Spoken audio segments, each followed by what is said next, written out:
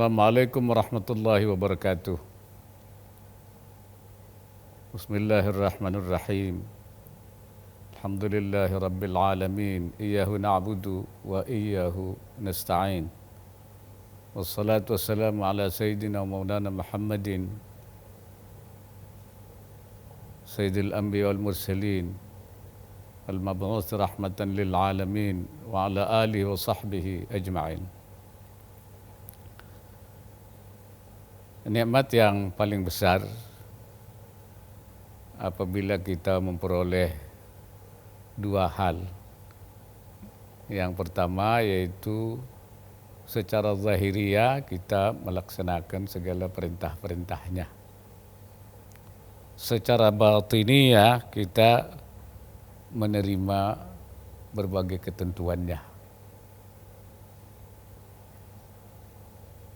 Dalam arti menerima perintah-perintahnya itu artinya mengamalkan segala apa yang menjadi kewajiban kita sebagai muslim, dalam arti menjalankan segala perintah dan meninggalkan segala larangannya.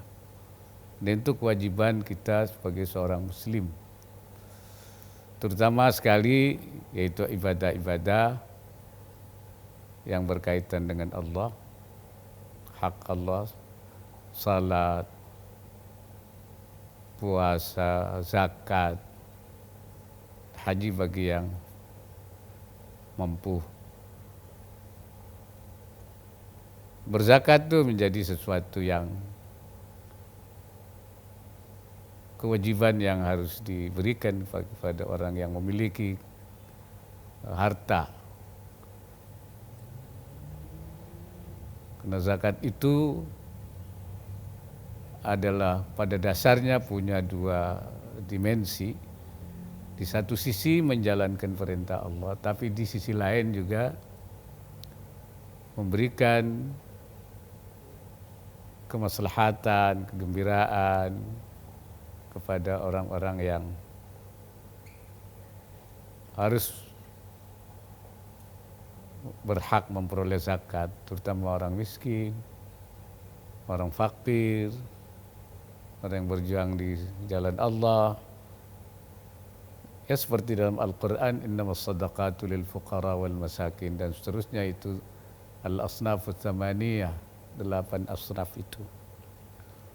Bahkan para ulama sangat menekankan lebih pentingnya karena memang banyak jumlahnya itu untuk orang-orang fuqara dan masakin, orang miskin lah sekarang ini.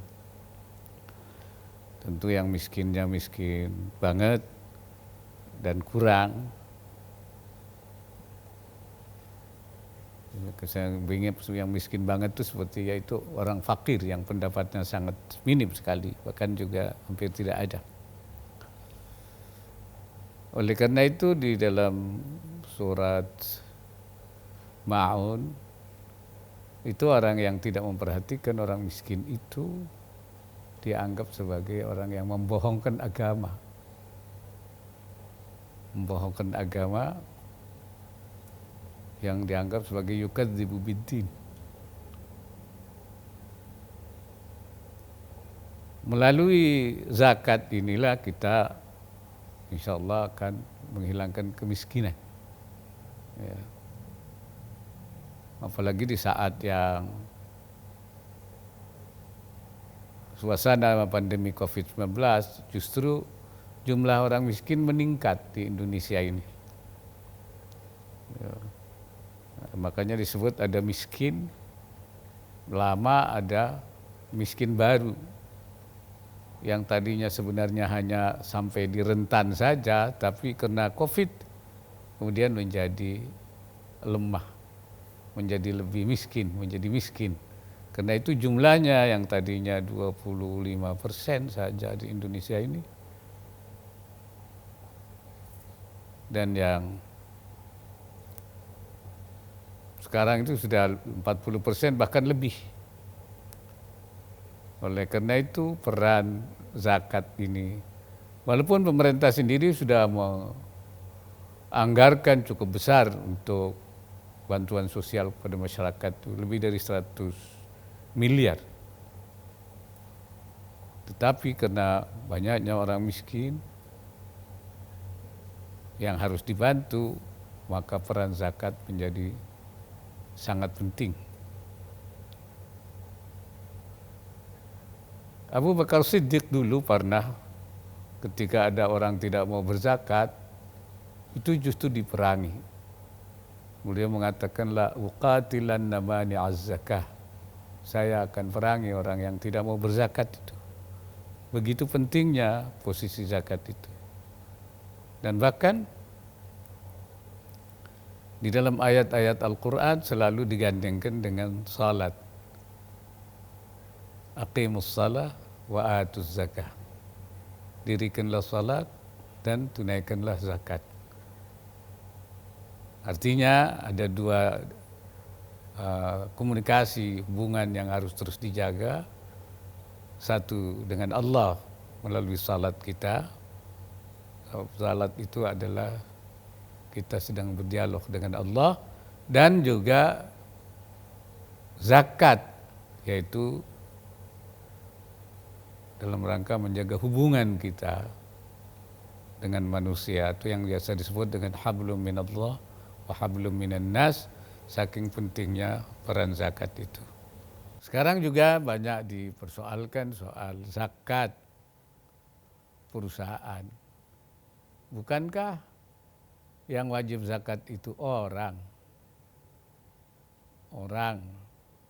mukallaf, yang wajib itu yang mukhatab itu, yang dikenakan sebagai subjek hukum itu orang yang berakal, ya, yang mempunyai harta. Bagaimana kalau itu perusahaan? Nah, banyak terjadi perdebatan, ya. Tetapi kemudian banyak ulama memosisikan bahwa perusahaan itu dianggap sebagai orang. Ya, ya. Istilahnya itu sekarang menjadi namanya syakhsiyah i'tibariyah. Seseorang yang diiktibarkan sebagai seseorang. Ya. Jadi karena itu perusahaan itu kan memperoleh mandat dari para pemegang saham atau bahkan juga keluarganya sendiri atau dirinya sendiri, maka perusahaan itu sesuai dengan mandat yang diberikan dianggap dia mempunyai kewenangan, maka dia dianggap orang, dianggap seorang yang terkena taklif, yang mukallaf. Nah, makanya disebut sebagai syakhsiyah i'tibariyah. Karena itu perusahaan diwajibkan untuk mengeluarkan zakatnya sesuai dengan kewajiban yang harus diberikan. Ya, seperti saya pernah tadi katakan, bahwasanya mengeluarkan zakat ini menjadi sesuatu kewajiban, bahkan selain zakat juga ada kewajiban di situ. Infak dan sedekah bisa berupa CSR, itu bisa apa saja namanya. Dan itu juga kewajiban apabila ada kemiskinan, apabila ada masyarakat yang kurang pangan, kurang sandang, kurang pelayanan kesehatan, pendidikan. Nah, di situ maka berinfak itu menjadi wajib alal musir, kepada orang yang mempunyai kelebihan. Jadi karena di dalam harta kita itu ada hak, ya, siwa zakah, selain zakat. Oleh karena itu maka saya mengajak semua perusahaan-perusahaan supaya harus mengeluarkan zakat Anda sebagai bagian dari kewajiban, dan juga tidak cukup dengan hanya zakat, keluarkan juga infaknya dalam bentuk CSR, bentuk yang lain. Karena saat ini saat di mana banyak orang miskin, bahkan jumlah orang miskin juga naik lagi, ya. Tingkat kemiskinan juga bertambah dari 9, sekian menjadi 10 lebih, ada kenaikan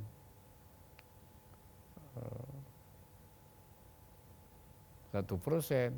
Ini menjadi sesuatu yang, dan saatnya sekarang saat Ramadan dan menjelang Idul Fitri, di mana masyarakat kita sangat membutuhkan, ya, maka itu saat yang tepat untuk kita mengeluarkan zakat maupun juga infak dan sedekah.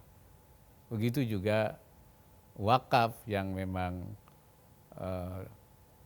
kepentingannya, kemaslahatan jangka panjang dalam rangka pemberdayaan umat, perbaikan umat, karena memang wakaf itu adalah merupakan harta atau dana abadi umat yang kita siapkan, yaitu untuk mengatasi berbagai hambatan, kesulitan hidup bagi masyarakat seluruhnya. Ya. Dalam Islam itu selain zakat juga ada yang lain, yaitu sedekah, infak. Jadi di dalam harta kamu itu katanya ada hak lisaili wal mahrum siwa zakat. Selain zakat itu ada. Jadi tidak cukup sebenarnya kalau orang yang mempunyai harta kelebihan, selain zakat itu masih ada kewajiban lain, yaitu infak atau sedekah. Infak itu sesuatu yang dianjurkan untuk memberikan bantuan orang lain, tapi bukan wajib. Dia bukan wajib. Ya, tetapi bisa menjadi wajib bahkan ketika terjadi kemiskinan. Banyak orang yang tidak makan. Maka itu ulama mengatakan menghilangkan bahaya itu adalah fardu kifayah. Fardu kifayah artinya harus ada orang yang mengambil peran, ya, di samping negara tentunya, untuk menghilangkan bahaya kemiskinan itu. Di dalam kitab Fathul Ma'in malah disebutkan yang namanya fardu kifayah itu antara lain adalah daf'u dararin maqsumin, menghilangkan bahaya yang menimpa orang yang baik-baik, min muslimin au zimmiyin au musta'manin, baik itu orang Islam yang dalam bahaya yang dialami itu, bahkan juga non muslim seperti zimmi, musta'man. Bahaya apa? Ja'iin lam yasil halatil ittarar, bahaya kelaparan yang belum sampai tingkat ittirar, bahaya yang sangat berat, artinya belum sampai tidak makan. Awarin, atau dia tidak berpakaian, tidak punya pakaian, itu dianggap bahaya yang harus dihilangkan, dan itu fardu kifayah. Au nahwihima, atau sebangsanya, selain kelaparan, kemudian juga tidak ada sandang, ya, pangan, mungkin juga pendidikan, kesehatan, kepentingan publik lah, yang memang merupakan suatu kebutuhan nyata. Kalau itu menimpa ada masyarakat yang mengalami hal seperti itu, maka itu wajib. Walaupun wajibnya itu wajib kifayah kepada orang yang musir, yang mempunyai kelebihan. Jadi ya, menjadi dua kewajiban. Jadi selain zakat juga infak atau sedekah dalam situasi di mana banyak orang yang memerlukan itu. Sekarang ini berarti selain kewajiban berzakat, juga bagi mereka yang punya kelebihan berkewajiban mengeluarkan sedekah atau infaknya. Itu tuntunan agama kita ini. Maka itu beruntunglah dia, seperti kata Imam Ibnu Athaillah, ya, mata ja'alaka fil zahir mumtathilan li amri, kalau secara lahir oleh Allah kamu dijadikan bisa melaksanakan perintahnya, dan wa fil batin warzaqaka fil batin, dan di dalam batinnya itu diberikan rezeki al-istislamu liqahri, menyerah, pasrah kepada kehendak Allah. Itulah yang oleh Imam Ibnu Athaillah disebut faqad azzamal minnata alaika, Allah memberikan nikmat yang besar kepadamu. Jadi secara lahiriah kita menjalankan perintah, tapi secara batin menyerah, pasrah kepada apa yang dikehendaki oleh Allah. Ini menjadi penting kepada orang yang tentu kalau memperoleh kenikmatan itu pasti orang itu pasti dia istislam, artinya dia terima itu. Tapi seringkali justru yang tidak istislam itu kalau diberikan kesulitan, ya, seperti kita ditimpa COVID-19, kemudian mengalami kemiskinan. Nah ini ada pertanyaan, bukankah mau tidak mau juga harus menerima? Bahkan seperti sekarang ini seluruh dunia itu menerima, tidak ada yang bisa menghadapi, ya, situasi ini kecuali semua menerima. Kenapa kok tadi Imam Ibnu Athaillah mengatakan itu sebagai nikmat yang besar? Bukan semua harus menerima, suka apa tidak suka. Nah, yang dimaksud dengan istislam itu, menerima itu dengan keredaan. Memang semua orang terpaksa harus menerima, tapi bagi orang yang memperoleh bimbingan dari Allah, nikmat dari Allah, itu orang yang menerimanya dengan sabar dan redha. Nah, sabar menerimanya dan dengan kepasrahan. Kenapa? Karena sesuatu itu, ya, itu memang datangnya dari Allah. Jadi beda sekali orang yang menerima dengan terpaksa dengan orang yang menerima dengan kerelaan dan kesabaran atas segala apa yang ditimpakan oleh Allah. Karena itu Allah dalam Al-Quran mengatakan qul la yusibana illa ma kataballahu lana, katakan tidak menimpa kepada kami kecuali apa yang sudah ditentukan oleh Allah.